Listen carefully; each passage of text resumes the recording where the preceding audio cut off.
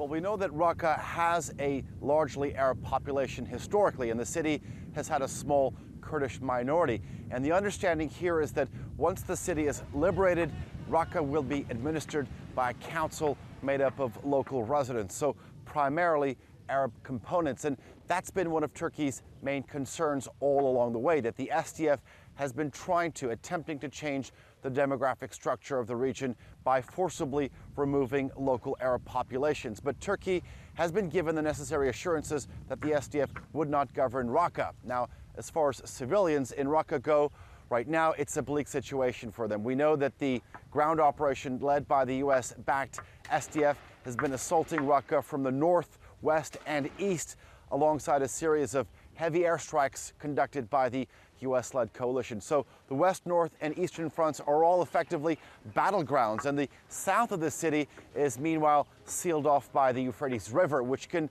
only be crossed by boat because the bridges over it were knocked out in preemptive strikes before this final assault. So the civilians have little options, and it's unclear how many civilians are trapped in the city, but the International Rescue Committee puts the figure at around 200,000 and warned that if they are at risk of being killed by Daesh if they attempted to flee, or be used as human shields if they remained. But at the same time, we are getting reports from SDF-affiliated media that hundreds of civilians have been safely evacuated from the city.